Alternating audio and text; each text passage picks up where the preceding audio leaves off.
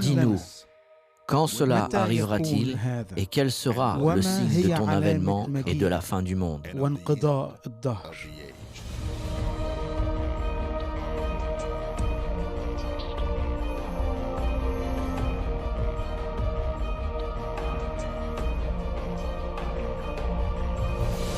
Notre sujet aujourd'hui est la venue de la religion universelle, le moment où toutes les religions ne feront plus qu'une. La prophétie se trouve au verset 8 d'Apocalypse 13, « Et tous les habitants de la terre l'adoreront. Ceux dont le nom n'a pas été écrit dans le livre de vie de l'agneau qui a été immolé dès la fondation du monde. » Donc tous adoreront l'Antichrist et son système de religion mondiale, à l'exception de ceux dont le nom est inscrit dans le livre de vie de l'agneau. Maintenant, la Bible nous enseigne qu'il y a un prix à payer pour tous ceux qui finissent par se conformer à ce système de religion mondiale. Apocalypse 13, 15 nous dit qu'il, en parlant du faux prophète, qu'il aura le pouvoir d'animer l'image de la bête, qui est l'image de l'Antichrist, pour que l'image de la bête parle et que ceux qui n'adoraient pas l'image de la bête soient tués. Puis dans Apocalypse 13, 16, il nous parle d'une autre peine. Et il fit que tous, petits et grands, riches et pauvres, libres et esclaves, reçoivent une marque sur leur main droite ou sur leur front, et que personne ne puisse acheter ni vendre, sans avoir la marque, le nom de la bête ou le nombre de son nom. Donc ceux qui ne se conformeront pas au gouvernement mondial et à la religion universelle, ceux qui n'adoreront pas seront tués ou placés sous un boycottage économique. La théorie prédominante de nos jours est qu'il existe deux causes de guerre sur Terre, les conflits entre les nations et les conflits entre les religions. L'une des solutions perçues est de supprimer les nations et d'entrer dans une nouvelle ère de gouvernance mondiale. Et de plus, éliminons les conflits parmi les religions en apportant une sorte d'entente religieuse sur Terre. Ainsi, avec un gouvernement mondial, une religion universelle, nous aurons banni les guerres de la Terre et ainsi nous pourrons avoir la paix. Dans une de nos leçons précédentes, nous avons étudié les prophéties au sujet de la venue d'un gouvernement mondial. Cela va arriver. C'est déjà en cours. Dans notre leçon d'aujourd'hui, nous allons apprendre ce que les prophéties disent réellement au sujet de la venue d'une religion universelle. Pour comprendre comment tout ceci va se dérouler, Mikhail Gorbatchev a écrit un livre en 1987 intitulé « Perestroïka ». Et dans ce livre, il parle des dangers de l'exclusivité religieuse. À la page 231, il présente un système compréhensif de la sécurité internationale. Il a même envoyé une copie à chaque chef d'État de l'époque. L'article 4 II de cette liste était l'extirpation du génocide, l'apartheid et l'exclusivité religieuse. Extirper signifie éliminer. Il disait donc que nous devons éliminer, que nous devons abolir tout génocide, apartheid et exclusivité religieuse. Il est intéressant de voir qu'il place l'exclusivité religieuse dans la même catégorie que le génocide. Nous savons que le génocide est faire du mal physiquement ou mentalement à une minorité. Cela peut être une minorité raciale, une minorité religieuse ou une minorité sexuelle. Mais cela veut dire faire du mal physiquement ou, écoutez bien cela, mentalement. Nous atteignons un point dans notre société aujourd'hui où il est possible de commettre un crime de haine sans blesser personne. Tout ce qu'il faut faire, c'est dire quelque chose qu'il ne faut pas. Le génocide existe non seulement mentalement, mais le mal peut aussi être fait contre une personne à cause de l'exclusivité religieuse. Vous êtes considéré comme étant religieusement exclusif si vous croyez que votre religion est la seule véritable et que les gens doivent être sauvés par une certaine religion ou bien ils ne pourront être sauvés. Par exemple, Jésus-Christ a dit « Si vous ne croyez pas que je suis le Messie, vous mourrez dans vos péchés ». Les Écritures nous disent aussi « Il n'y a de salut en aucun autre, car il n'y a sous le ciel aucun autre nom qui ait été donné parmi les hommes par lequel nous devions être sauvés ». Maintenant, ces types de croyances seraient considérés comme une extrême exclusivité religieuse, car Jésus était religieusement exclusif. Il a dit « Je suis la porte de la bergerie, celui qui y monte par ailleurs est un voleur et un brigand ». Or, Mikhaïl Gorbatchev a dit « Nous devons abolir toute exclusivité religieuse et vous devez accepter ma religion comme valable et je dois accepter votre religion comme valable, que nous y croyons ou pas, car personne ne connaît vraiment la vraie vérité. Donc ma vérité n'est peut-être pas la vôtre, c'est l'idée qui est considérée aujourd'hui parmi l'intelligentsia de notre monde et elle est transmise à l'ensemble du peuple. Quelle est donc la meilleure solution perçue pour l'exclusivité religieuse ? C'est l'inclusion religieuse ou le regroupement des foi. Cela veut dire que si votre religion est bonne pour vous, je la respecte et ne la questionne pas. Vous respectez ma religion, tout le monde respecte tout le monde, nous approuvons tout le monde et ainsi nous évitons tous les conflits religieux. Ce terme regroupement des foi est un nouveau terme pour nous. Cependant, plusieurs de nos grands dirigeants politiques d'aujourd'hui embrassent le regroupement des foi. Parmi eux, le président George W. Bush, j'ai un extrait pour vous qui nous montre son opinion sur les religions du monde. Écoutez-le. Laissez-moi vous poser des questions sur la foi, qui est un sujet difficile à débattre. Adorons-nous tous le même Dieu, chrétiens et musulmans? Je pense que oui. Nous avons différentes voies pour arriver au Tout-Puissant. Est-ce que Ben Laden ou Abu Massad al-Zarqawi prient le même Dieu que nous? Je pense qu'ils prient un faux Dieu, autrement ils ne tueraient pas des innocents. Est-ce que les chrétiens et les non-chrétiens et les musulmans vont au paradis à votre avis? Oui, ils y vont.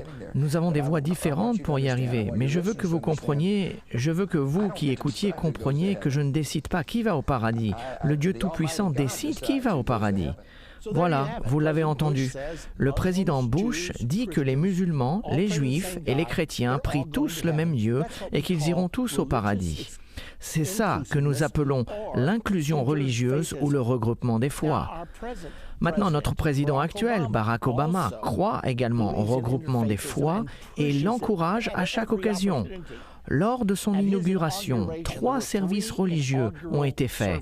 Au premier service, il y avait des musulmans et des juifs qui ont prié. Au deuxième service, il y avait un épiscopalien homosexuel, l'évêque Gene Robinson, pour faire la prière.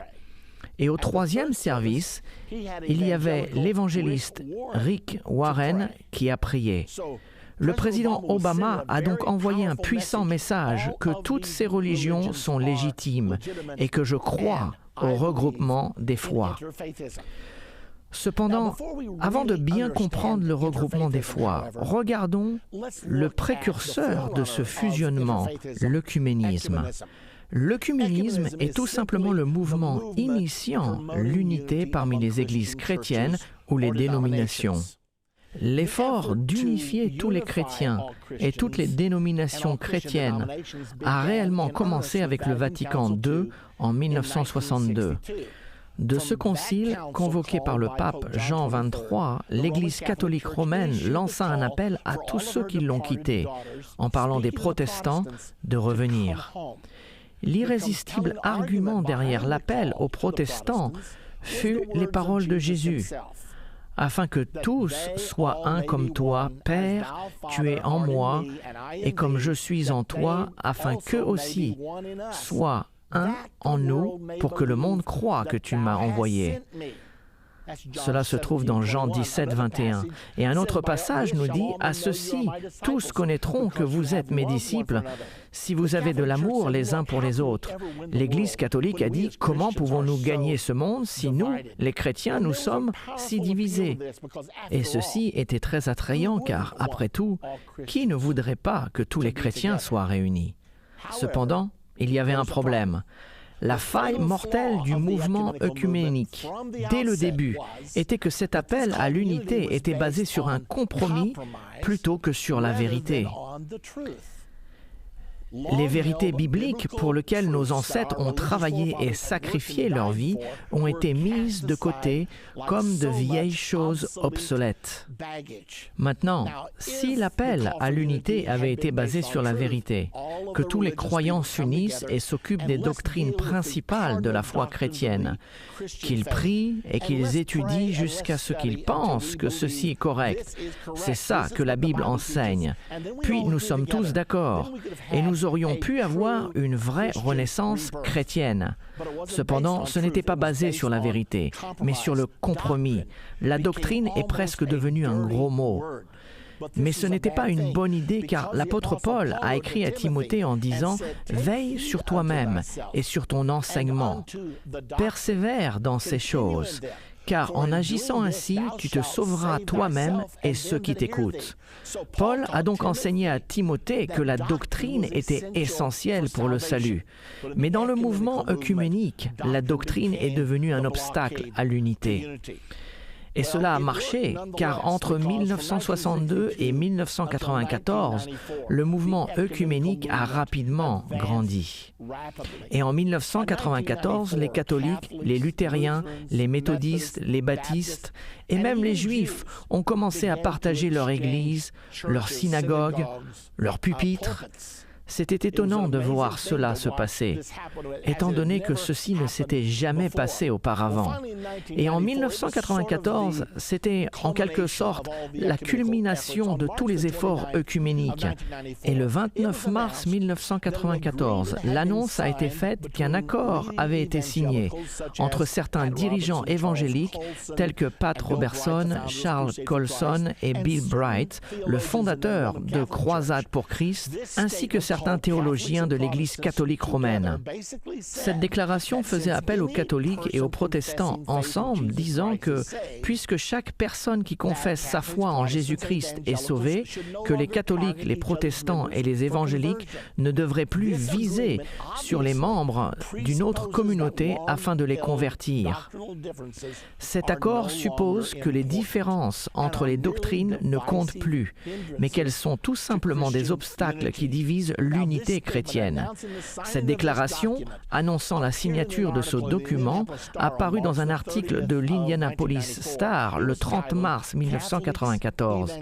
Il est intitulé « Catholiques, évangéliques reconnaissent les liens qui les unissent ».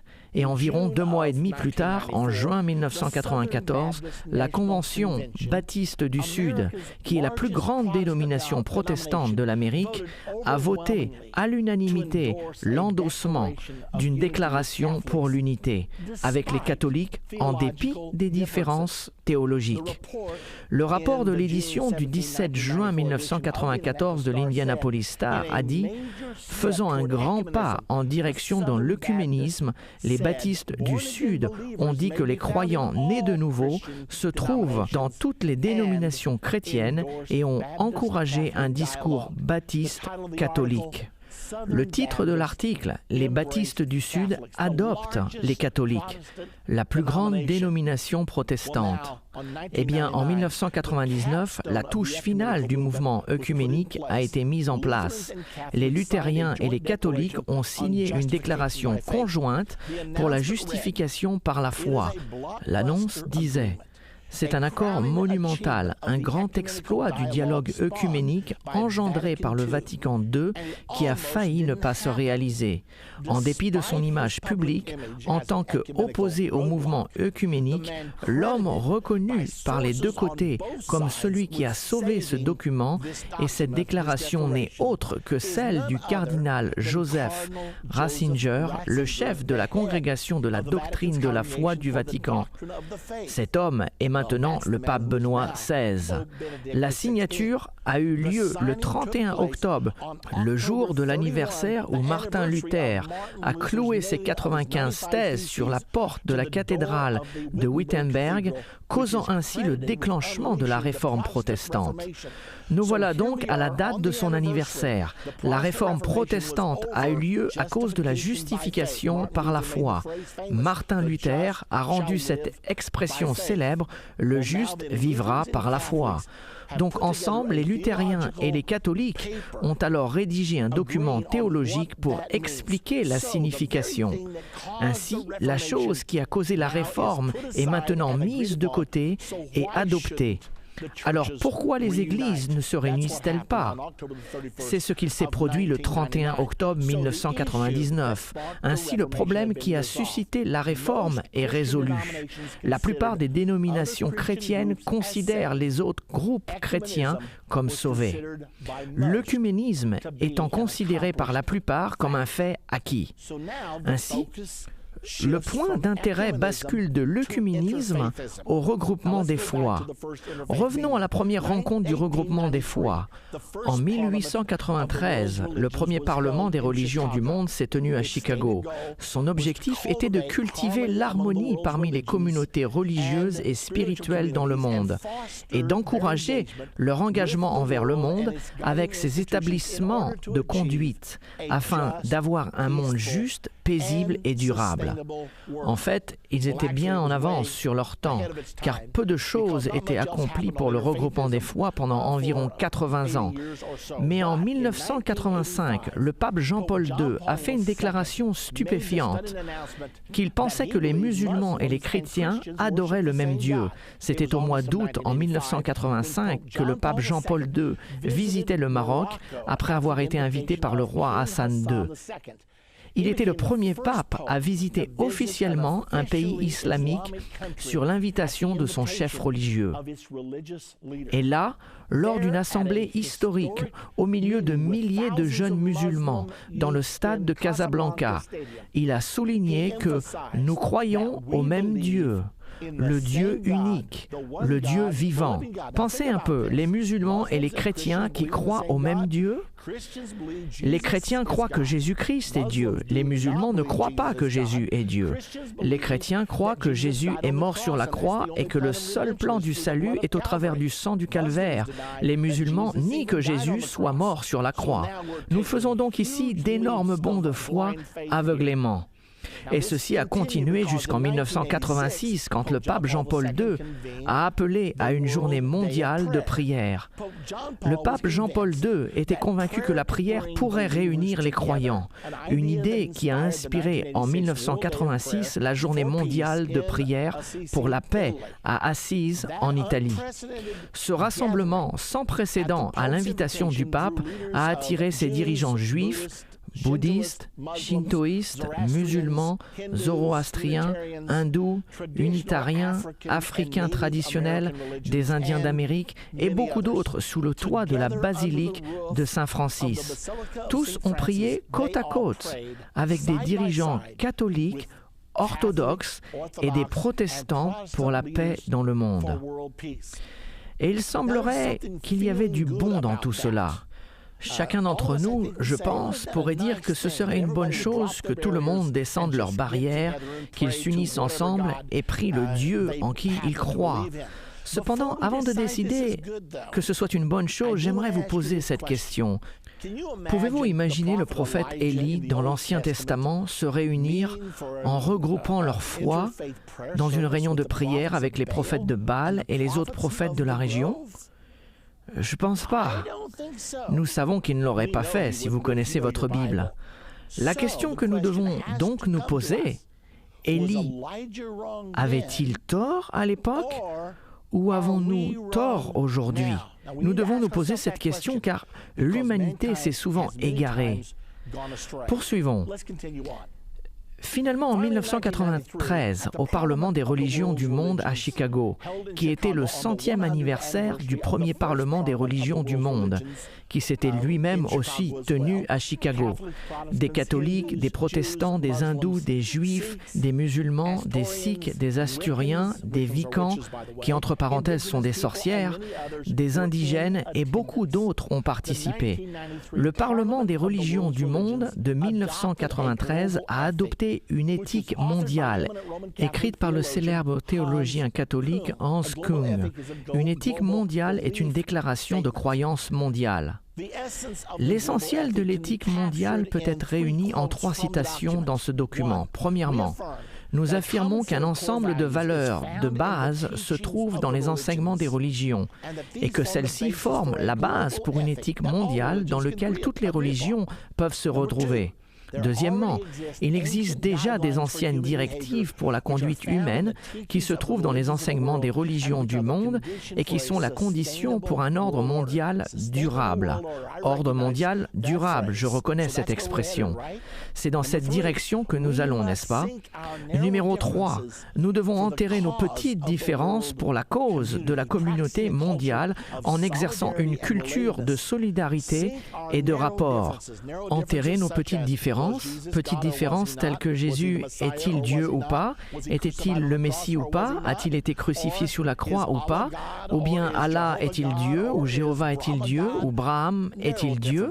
Petites différences, c'est ce que dit l'éthique mondiale. Nous devons enterrer ces petites différences. Pourquoi? Pour la cause de la communauté mondiale, pour la cause du gouvernement mondial. C'est ça, la pensée qui est le dynamisme du regroupement des foi. Puis en 1994, le nouveau catéchisme catholique romain a été publié. J'ai acheté un exemplaire car j'étais très intéressé par ce qu'ils avaient à dire sur la relation entre l'Église catholique et les musulmans. Dans la rubrique numéro 841, dans le paragraphe des relations de l'Église avec les musulmans, il est dit ceci, et je cite, « Le plan du salut comprend aussi ceux qui reconnaissent le Créateur. En première place se trouvent les musulmans. Ceux-ci professent garder la foi d'Abraham et ensemble avec nous, ils adorent le Dieu unique, miséricordieux, le juge de l'humanité lors du dernier jour. Ainsi, le catéchisme catholique dit que le plan du salut inclut également, en premier, les musulmans, tout simplement parce qu'ils prétendent adorer le Dieu d'Abraham comme nous. C'est ce qu'il a été dit. Un autre grand pas vers le regroupement des foi.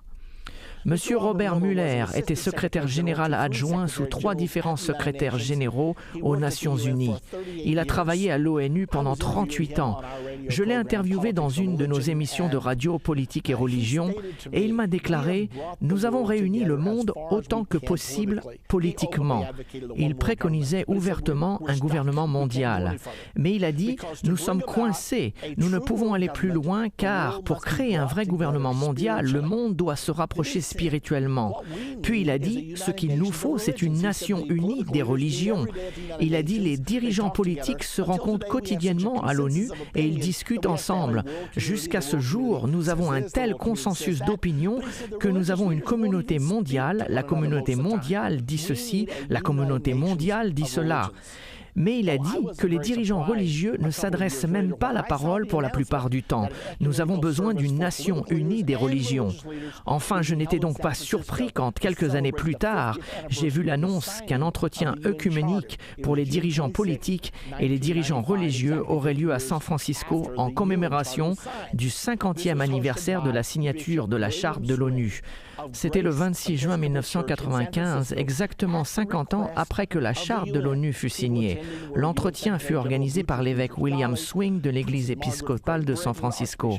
À la demande de l'ONU, les participants présents étaient le secrétaire général de l'ONU, Boutros Boutros-Ghali, la princesse Margaret de Grande-Bretagne, l'archevêque Desmond Tutu de l'Afrique du Sud, le président Lech Walesa de Pologne, ainsi que plusieurs autres dignitaires internationaux. Après cette réunion œcuménique, l'évêque Swing, qui en était le responsable, a décidé qu'à la suite de cet entretien, il devrait explorer la possibilité possibilité d'établir une organisation unie des religions ou les Nations unies des religions. En 1996, il a rendu visite à des personnes telles que le pape Jean-Paul II, l'évêque Desmond Tutu, le Dalai Lama, Mère Teresa, et de retour de ces rencontres, il a annoncé que l'idée avait été bien reçue par une grande majorité. Par conséquent, en 1997, le révérend Swing décida de tenir la première conférence pour rédiger la charte de l'Organisation des religions unies. Puis en 1998, il a tenu sa deuxième conférence pour la rédaction de cette charte. Et finalement, ils ont achevé la charte. À ces conférences, il y avait des protestants, des catholiques, des juifs, des hindous, des indigènes, des wiccans. Tous étaient présents. Finalement, la charte fut finalisée en l'an 2000. Ils allaient avoir une énorme conférence pour la signature de la charte à Pittsburgh, en Pennsylvanie. Et à cette réunion, il se trouve que j'y étais présent, un appel téléphonique des Nations Unies fut annoncé. Une dame hindoue priait à cet endroit. L'appel des Nations Unies a félicité les religions unies pour leur accomplissement. La femme hindoue qui était en prière s'assit en position de lotus et au bout d'un moment, elle dit « Om ». Et j'entendis un écho venant de la congrégation « Om ». Et rapidement, tout le monde disait « Om ». Et j'ai réalisé que je me trouvais au milieu d'un service religieux œcuménique. Finalement, le service s'est terminé par le retentissement du chauffard juif. C'était un événement surprenant. Il s'agissait de la signature de la charte de l'Organisation des religions unies. Dans notre prochaine partie de la fin de l'ère, nous découvrirons ce que la Bible dit au sujet du succès ou de l'échec du regroupement des foi. Nous avons déjà vu d'après les prophéties qu'il y aura une religion mondiale. Maintenant, nous allons voir à quoi elle ressemblera. Dans notre dernier segment de ce cours sur la religion mondiale, nous avons étudié le regroupement des foi et la création d'une organisation des religions unies. Nous allons continuer à examiner ce regroupement des foi, car après la formation des religions unies en l'an 2000, environ 3 mois plus tard, au mois d'août 2000, une assemblée a été tenue à l'ONU appelée le Sommet du millénaire pour la paix mondiale. C'était la toute première assemblée religieuse tenue aux Nations Unies. Elle a eu lieu une semaine avant le sommet du millénaire des chefs politiques du monde.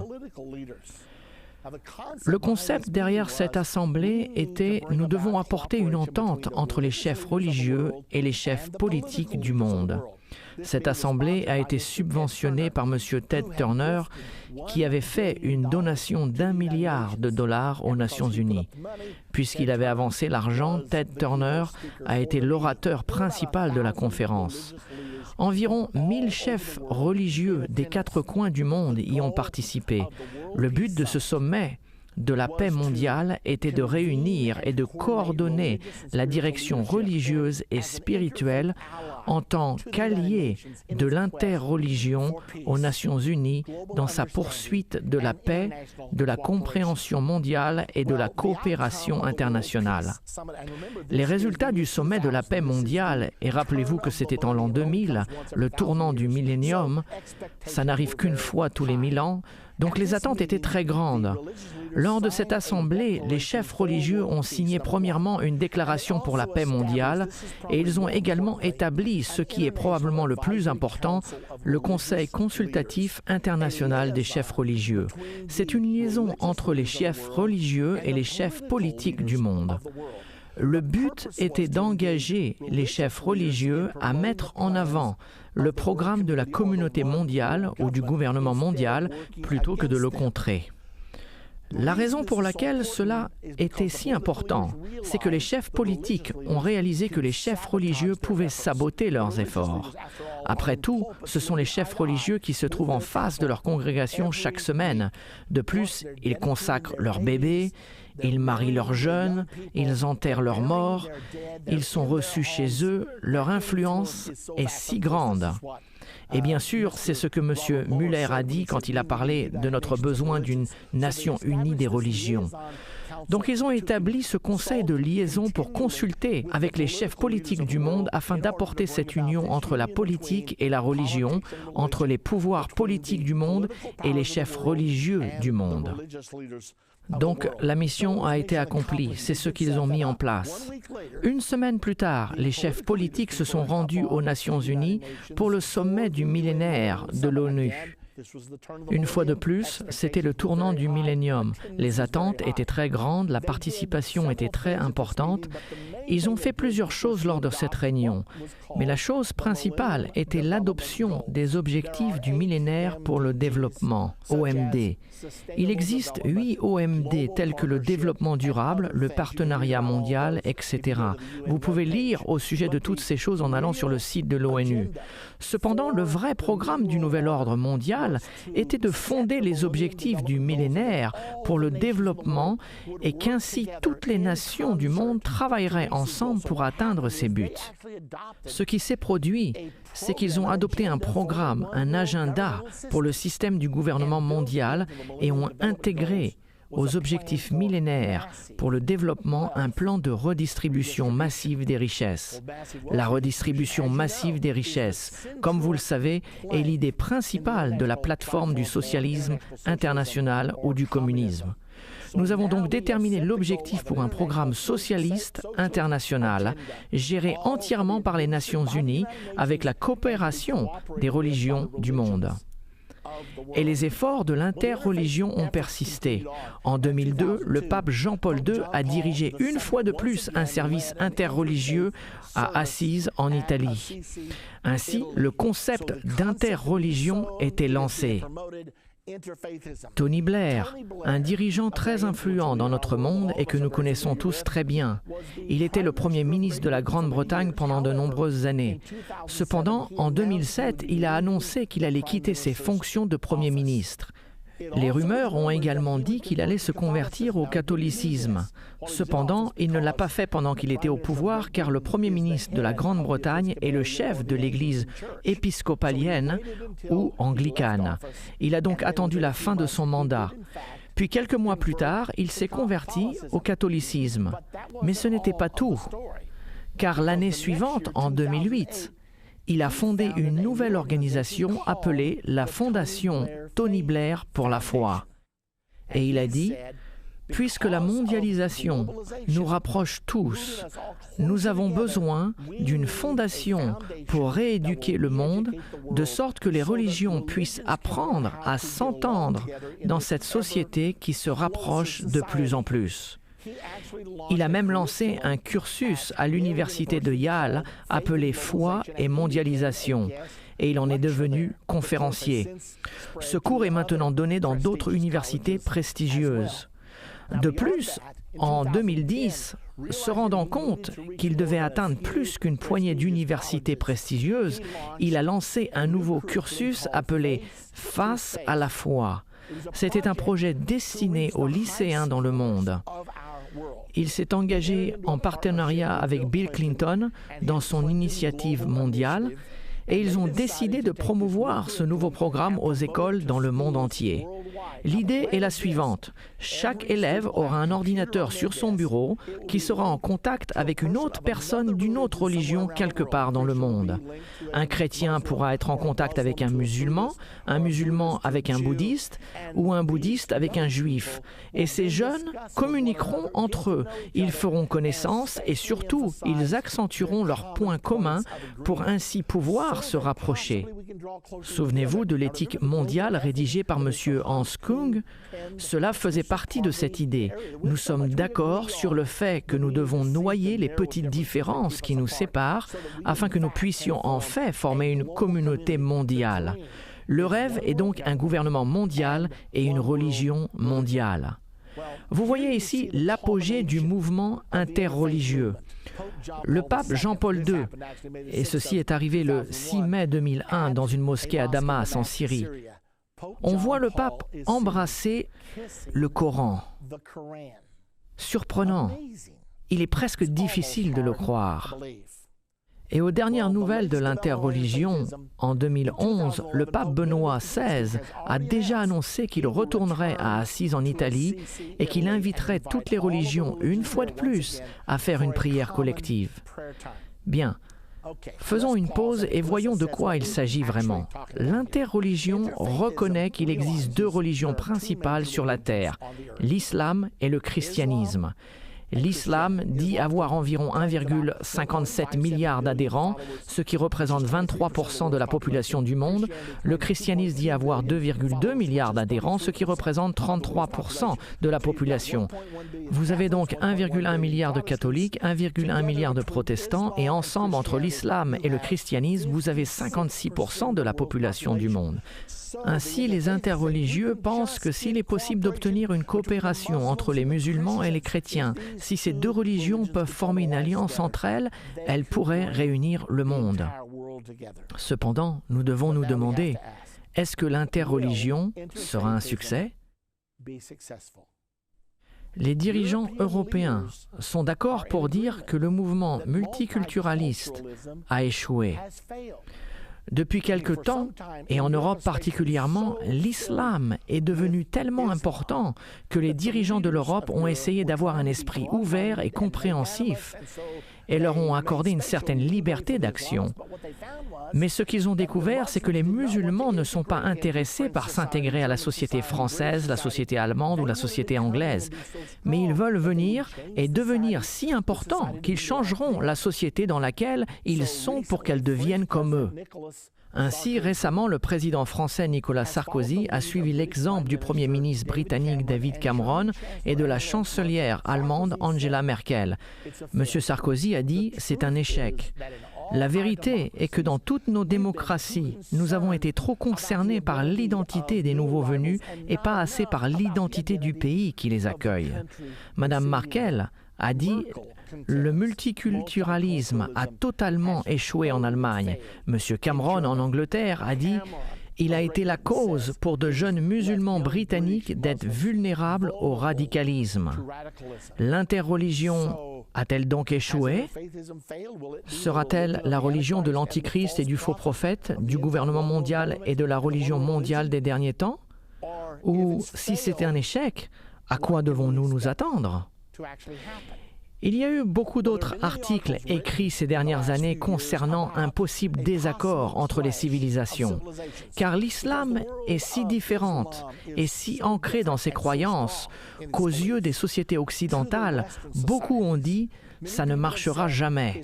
Éventuellement, on va avoir une guerre, un conflit. Il se trouve que la Bible prophétise une telle guerre. Apocalypse chapitre 9, versets 13 à 16, déclare qu'une guerre va arriver. Dans le verset 15, il est dit qu'une guerre arrive et tuera un tiers de l'humanité. Un tiers de la race humaine sera éliminé dans cette guerre sans précédent. C'est ce que la Bible nous dit, et les prophéties se réalisent toujours. La Troisième Guerre mondiale, d'après ce passage, commencera à partir du fleuve de l'Euphrate. Permettez-moi de préciser que 100% de l'Euphrate est musulman. La Turquie est 99% musulmane, la Syrie est 92% musulmane, l'Irak est 98% musulmane. Ainsi, chaque centimètre de l'Euphrate est contrôlé par l'islam. Et il est dit dans ce passage, Apocalypse 9 au verset 13-16, que cette guerre commencera dans cette région, où il y a toutes sortes de conflits en ce moment.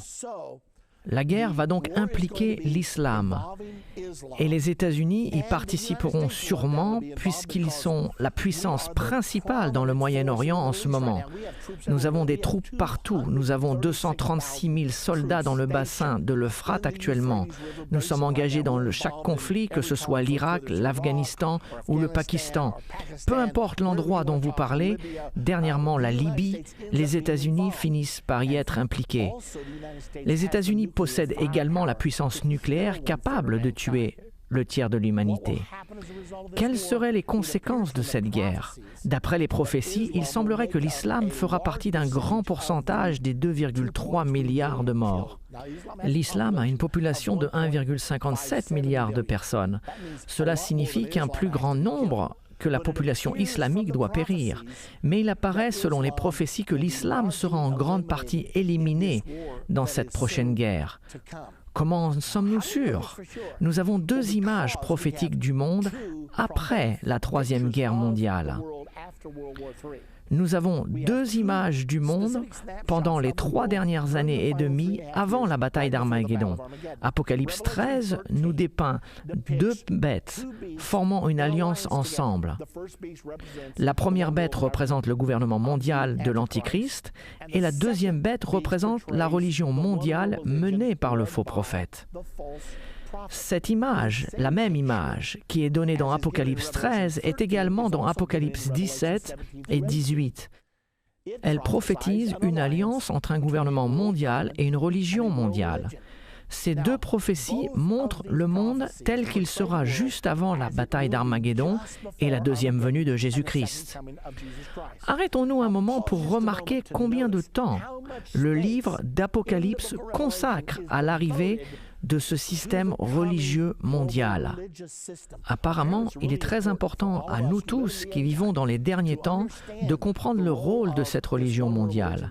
Entre parenthèses, elle ne sera pas une vraie religion, mais elle sera une fausse religion. Il semblerait que c'est un avertissement de Dieu. Il y a au moins 3 chapitres entiers sur les 22 chapitres du livre de l'Apocalypse consacrés au système religieux mondial. Nous devons donc en tenir compte. Donc, regardons maintenant la prophétie sur la venue de cette religion mondiale. Premièrement, un avertissement. Une grande partie des chrétiens, protestants et catholiques deviendront adeptes de cette religion mondiale. Je ne suis pas très ravi de vous dire cela car je suis chrétien moi-même. Et quand je pense que la plupart des chrétiens vont participer à ce système de religion mondiale et coopérer avec l'Antichrist, cela me fait beaucoup de peine. Mais je dois vous dire la vérité, car c'est ce que la Bible prédit. Et les prophéties ne se trompent jamais. Dans Apocalypse 17, 1 à 3, nous voyons une prophétie spécifique sur la religion mondiale de la fin des temps. Au verset 1, « Puis un des 7 anges qui tenait les 7 coupes vint, et il m'adressa la parole en disant, « Viens, je te montrerai le jugement de la grande prostituée qui est assise sur les grandes eaux.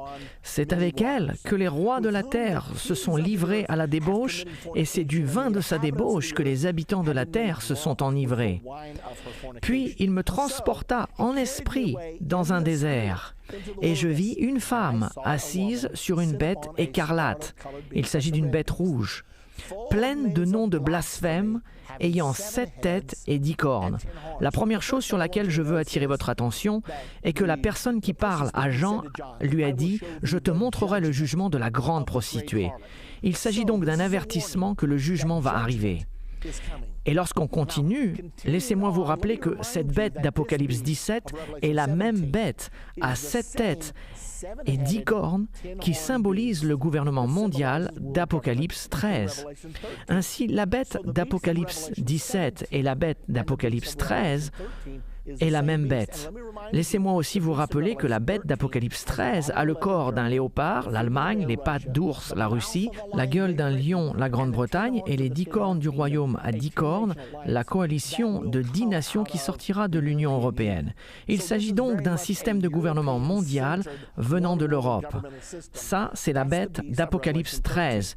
Et dans Apocalypse 17, on nous dit quelque chose qui n'est pas mentionné dans Apocalypse 13. La couleur de la bête est rouge. Le rouge dans la Bible est utilisé pour symboliser le socialisme ou le communisme. Ainsi, le gouvernement mondial de l'Antichrist et du faux prophète sera un gouvernement socialiste. Et cela ne devrait pas nous étonner car la plupart des nations du monde sont aujourd'hui socialistes. Et celles qui ne le sont pas encore se dirigent rapidement dans cette direction. Nous entendons sans cesse la poussée de la redistribution des richesses, ce qui est évidemment le socialisme. Et plus nous avancerons vers ce gouvernement mondial, plus nous l'entendrons. Retournons dans Apocalypse 17. Dans cette prophétie, il y a une femme assise sur le dos de la bête du gouvernement mondial. Pour pouvoir comprendre cette partie de la prophétie, nous savons qu'une bête symbolise toujours une nation avec son dirigeant, mais afin de comprendre la femme, Dieu emploie toujours une femme pour symboliser une église dans les Écritures. Il emploie une vierge pour symboliser une vraie église. Par exemple, dans 2 Corinthiens 11, 2, Paul a dit « Car je suis jaloux de vous d'une jalousie de Dieu, parce que vous avez fiancé un seul époux pour vous présenter à Christ comme une vierge pure. Il emploie également une femme pour symboliser une église rétrograde. Mais il n'emploie pas une vierge, il emploie une prostituée. Lorsqu'Israël a rétrogradé dans l'Ancien Testament, Dieu a dit qu'elle était semblable à une prostituée. Par exemple, Juges 2, 17, « Mais ils n'écoutèrent pas même leurs juges, car ils se prostituèrent à d'autres dieux, se prosternant devant eux. Ils se détournèrent promptement de la voie qu'avait suivie leur père, et ils n'obéirent point comme eux au commandement de l'Éternel. » Donc, quand nous voyons cette prostituée, c'est la prophétie d'une église rétrograde. Dans la prophétie d'Apocalypse 17, la chrétienté rétrograde, protestants et catholiques, est montrée sur le dos de la bête du gouvernement mondial de la fin des temps. Ceci nous montre une fois de plus l'alliance entre le gouvernement mondial de l'Antichrist et la religion mondiale du faux prophète. La plupart des chrétiens suivront le faux prophète pour se jeter dans les bras de l'Antichrist et de son système de gouvernement mondial. Cela n'est pas une bonne nouvelle à vous dire, mais c'est ce que la Bible enseigne. Pour être sûr que nous comprenions l'identité de cette femme avec certitude, regardons le rôle du catholicisme dans l'état rétrograde de l'Église des derniers temps. Il s'agit d'une femme, nous pouvons découvrir son identité dans Apocalypse 17, 18, où il nous est dit « Et la femme que tu as vue, c'est la grande ville qui a la royauté sur les rois de la terre. » Donc, numéro 1, la femme est une ville, c'est simple. Cependant, la Bible nous dit également que la femme est assise sur les grandes eaux, c'est dans le verset 1. Que symbolisent donc ces eaux? Le verset 15 d'Apocalypse 17 nous dit « Les eaux que tu as vues sur laquelle la prostituée est assise, ce sont des peuples, des foules, des nations et des langues. » Ainsi, la femme est une ville et cependant elle règne au-dessus d'un vaste système international de peuples, de multitudes, de nations et de langues. Maintenant, cette bête a 7 têtes. Et dans cette prophétie, les 7 têtes ont une signification précise. Le verset 9 nous indique cette signification. C'est ici l'intelligence qui a de la sagesse. Les 7 têtes sont 7 montagnes sur lesquelles la femme est assise. La femme est une ville, n'est-ce pas? C'est ce que nous avons appris au verset 18. Donc, les 7 têtes sont 7 montagnes sur lesquelles la ville est assise. J'ai entendu toute ma vie que Rome est la ville aux 7 collines. Mais j'ai voulu savoir si c'était vraiment la vérité. Je suis donc allé à la bibliothèque et j'ai cherché Rome dans l'encyclopédie et effectivement, Rome est la ville aux 7 collines. J'ai vraiment été surpris lorsque j'étais à Rome en 1993 et que mon guide catholique, après nous avoir fait sortir du Colisée, nous annonça fièrement « Si vous regardez ici, vous pouvez voir plusieurs des 7 célèbres collines de Rome. » Puis il continua « Voici Avignon, voici Palatine » et il continua à faire le tour en nommant les 7 collines. Je connaissais déjà l'Écriture, mais je fus surpris de ce que j'entendais.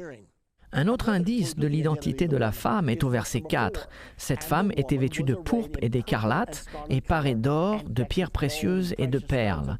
Elle tenait dans sa main une coupe d'or remplie d'abominations et des impuretés de sa prostitution. Nous savons qu'il existe 2 corps gouvernants dans l'Église romaine, le collège des cardinaux et le collège des évêques. La règle officielle de l'Église dicte que les cardinaux portent du rouge et que les archevêques portent le pourpre. Si vous voulez le vérifier, c'est dans un article intitulé « Plus que ce que vous devez savoir sur les cardinaux » du Critérium du 1er juillet 1988. Voilà donc le côté catholique de la prophétie chrétienne. Regardons maintenant le rôle protestant dans l'état rétrograde de l'Église des derniers temps. Le verset 5 « Et sur son front, le front de la prostituée, était écrit un nom, un mystère, Babylone la grande, la mère des prostituées et des abominations de la terre. » Qu'est-ce que cela veut dire? Vous voulez dire qu'elle est une prostituée, mais qu'elle a également des filles et qu'elles sont, elles aussi, des prostituées, ce qui signifierait qu'elles sont, elles aussi, des églises rétrogrades? C'est tout à fait ça. Maintenant, au Vatican II, une déclaration a été faite. Nous, l'Église mère, ouvrons les bras pour que nos filles protestantes reviennent. Il y a eu tellement de disputes concernant la façon dont les églises protestantes devaient être considérées par l'Église catholique romaine qu'une note fut publiée sur l'expression « Église sœur ». Voici ce qu'elle dit, et je cite, « Il doit toujours rester clair, même quand l'expression « Église sœur » est utilisée dans ce sens propre, que l'Église universelle, une, sainte, catholique et apostolique, n'est pas la sœur, mais la mère de toutes les églises particulières.